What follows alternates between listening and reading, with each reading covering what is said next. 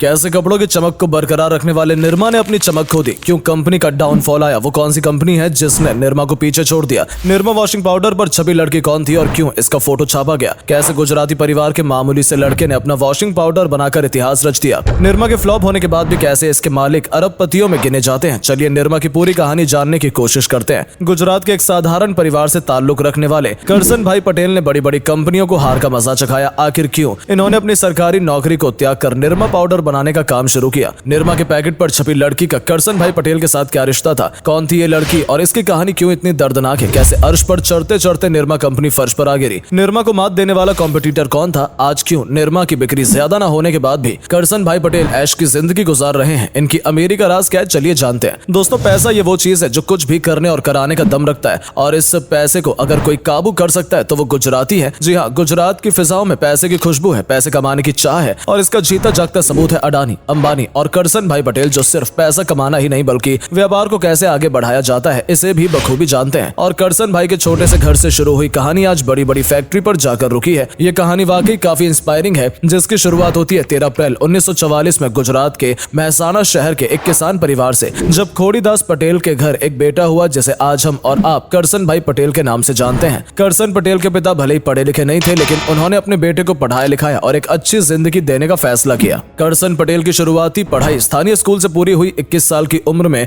करसन पटेल ने केमिस्ट्री में बीएससी की डिग्री हासिल की। वैसे तो गुजरातियों में किसी के यहाँ नौकरी करने से ज्यादा अपना खुद का छोटा सा व्यापार करना पसंद करते हैं, लेकिन करसन पटेल के हालात ने उन्हें ऐसा करने की इजाजत नहीं थी। इसीलिए करसन पटेल ने घर की जरूरत को देखते हुए लैब असिस्टेंट की जॉब लगा ली और कुछ समय बाद यानी 1969 में करसन पटेल को गुजरात सरकार के department of mining and geology में केमिस्ट की गवर्नमेंट जॉब मिल गई। अब पटेल की जिंदगी में सब कुछ सही चल रहा था, सरकारी नौकरी थी, फैमिली भी खुश थी, लेकिन पटेल इन सब से बिल्कुल भी खुश नहीं थे, क्योंकि उनके मन में अब भी कुछ कर गुजरने का जुनून था। लेकिन अपने परिवार की खुशियों को देखकर वो न चाहते हुए भी नौकरी करते रहे और 1970 का दौर करसन पटेल के लिए टर्निंग पॉइंट साबित हुआ। दरअसल इस वक्त लोग अपनी कम इनकम के चलते महंगे डिटर्जेंट पाउडर को यूज करने से कतराते थे और डिटर्जेंट की जगह सॉल्ट, सोडा और ऐश का इस्तेमाल किया जाता था। लोगों की इस परेशानी को देखते हुए करसन पटेल ने अपने केमिस्ट के ज्ञान का यूज करते हुए एक सस्ता और अच्छा वॉशिंग पाउडर बनाने का फैसला किया। नौकरी तो छोड़ नहीं सकते थे, इसलिए करसन पटेल ने दिन में जॉब की और रात में डिटर्जेंट बनाने पे मेहनत। ऐसे ही जिंदगी गुजर रही थी, लेकिन फिर एक मनहूस दिन ने सब कुछ तबाह कर दिया।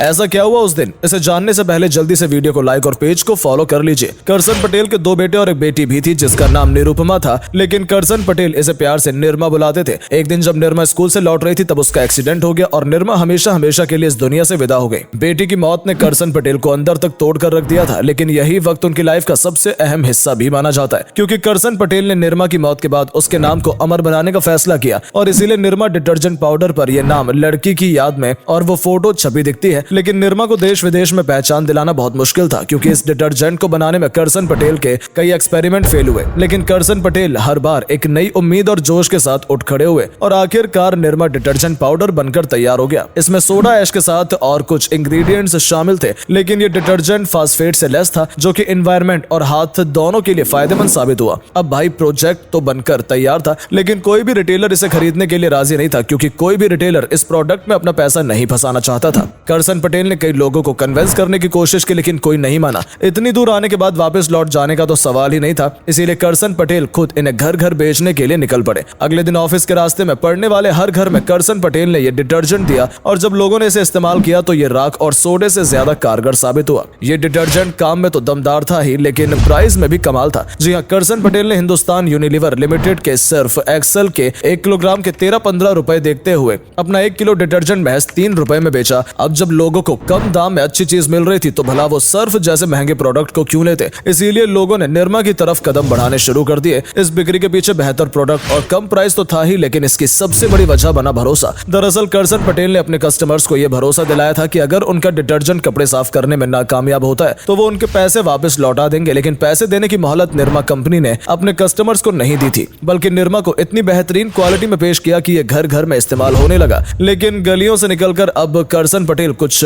बड़ा करना चाहते थे, इसलिए उन्होंने 1972 में जॉब को त्याग कर पूरा ध्यान इसी बिजनेस पर लगाया और अहमदाबाद में एक छोटी सी फैक्ट्री की शुरुआत कर कुछ लोगों के साथ मिलकर इस काम को आगे बढ़ाया। और इस काम में इन्होंने पूर्णिमा एडवर्टाइजिंग एजेंसी की मदद से निर्मा का रेडियो एडवर्टाइजमेंट कराया और इस तरह 1975 में लोगों की जुबान पर यह लाइन छा गई, सबकी पसंद निर्मा। इस जिंगल ने तो सबको अपना दीवाना ही बना दिया। इस रेडियो एडवर्टाइजमेंट के जिंगल से निरमा की पहचान बढ़ने लगी, लेकिन अब भी मार्केट में दबदबा तो सर्फ एक्सेल का ही था। इसीलिए शॉपकीपर्स निरमा का स्टॉक रखने से घबराते थे, कहीं इनकी सेलिंग नहीं हुई तो पैसा जाया होगा। यही वजह थी कि कुछ दुकानदार जो इसे खरीदते वो पूरा पेमेंट नहीं करते थे और टाइम से पैसा न मिलने की वजह से निरमा की प्रोडक्शन और प्रॉफिट में कमी आने लगी। हालात बैंकरप्ट तक के नजर आने लगे और तभी करसन पटेल ने अपना गुजराती व्यापारी वाला दिमाग चलाया और मार्केट से निरमा का 90% स्टॉक वापस मंगवा लिया। और फिर आया भूचाल। दरअसल इस वक्त निरमा का पहला टीवी एड जारी किया गया जिसमें फीमेल को अट्रैक्ट किया गया था और इस एड ने लोगों को इतना आकर्षित किया कि अगले दिन ही दुकानों पर निरमा की भारी डिमांड देखने को मिली। लेकिन दुकानों पर निरमा का स्टॉक था ही नहीं। लोगों की डिमांड को देखते हुए जिन दुकानदारों ने निरमा को दुकान में रखने से मना किया था, अब वो एडवांस देकर निरमा को खरीदना चाहते थे। और इस तरह करसन पटेल की शानदार स्ट्रेटजी ने न सिर्फ खूब प्रॉफिट कमाया बल्कि जगह जगह निरमा को पहचान भी दिलाई। निरमा की लो इनकम मार्केट को देखकर यूनिलीवर को लगता था कि ये कल का आया प्रोडक्ट कहां हमारे महंगे ब्रांडेड प्रोडक्ट सर्फ एक्सेल को पछाड़ सकता है। लेकिन जल्दी निरमा ने ये नामुमकिन काम भी करके दिखा दिया। ये देखकर यूनिलीवर ने लोगों के बीच अपना प्रोडक्ट ज्यादा से ज्यादा सेल करने के लिए एक स्ट्रेटेजी बनाई जिसमें यूनिलीवर ने मशहूर टीवी एक्ट्रेस कविता चौधरी से ऐड करवाकर ये बताना चाहा कि हर सस्ती चीज अच्छी नहीं होती, यानी अपने महंगे सर्फ को निरमा से अच्छा साबित किया। लेकिन ये स्ट्रेटेजी किसी काम नहीं आई। निरमा ने अपनी सफलता के बाद साल 1987 में निरमा की साबुन टिक्की को लॉन्च किया। इसी तरह लगातार आगे बढ़ते हुए निरमा ने 1988 में मार्केट के 60% शेयर अपने नाम कर लिए। लेकिन 2015 में यह आंकड़ा घटकर 12% हो गया और 2019 में तो निरमा के नाम सिर्फ 6% ही मार्केट शेयर दर्ज किया गया। लेकिन यह संख्या घटी कैसे? तो इसके पीछे भी यूनिलीवर का ही हाथ था। यूनिलीवर के सर्फ एक्सेल को तो निरमा पछाड़ चुका था, इसीलिए अब लो इनकम मार्केट में यूनिलीवर ने व्हील डिटर्जेंट को लॉन्च किया जिसने लोगों के दिमाग में यह बात बिठा दी कि ये डिटर्जेंट हाथों के लिए और कपड़ों के लिए एकदम बेस्ट है। जबकि निरमा जैसे प्रोडक्ट इसके सामने चाय कंपनी है। जहां व्हील निरमा को नीचे गिराने में लगा था, वहीं इन दोनों के एक और दुश्मन ने मार्केट में दस्तक दी और वो था घड़ी डिटर्जेंट। ये देखते हुए निरमा ने अपने प्रोडक्ट को आगे बढ़ाया और 1990 में निरमा साबुन जिसका एड सोनाली बेंद्रे ने किया था उसे लोगों तक पहुंचाया। लेकिन सस्ते में सभी प्रोडक्ट को लॉन्च करना कंपनी के लिए घाटे का सौदा साबित हुआ। ये देखते हुए करसन पटेल ने प्रीमियम मार्केट में एंट्री की और निरमा ब्लू डिटर्जेंट, खाने का नमक और कई प्रोडक्ट्स लॉन्च किए। लेकिन 2000 में निरमा को व्हील ने आखिर पछाड़ ही दिया। इसकी कहीं ना कहीं वजह करसन पटेल ही थे जिन्होंने निरमा के नाम से यूनिवर्सिटी खोली और 2003 में इंस्टीट्यूट ऑफ मैनेजमेंट एस्टैब्लिश कर एजुकेशन लाइन में अपनी पकड़ बनाई। इसलिए वो अपने मेन बिजनेस पर पकड़ खोते गए। यही वजह है कि आज भले ही निरमा डिटर्जेंट, सोप वगैरह ज्यादा इस्तेमाल न किए जाते हों, लेकिन दूसरे सेक्टर से करसन पटेल को अच्छी खासी इनकम जनरेट होती है और आज इनकी नेटवर्थ भी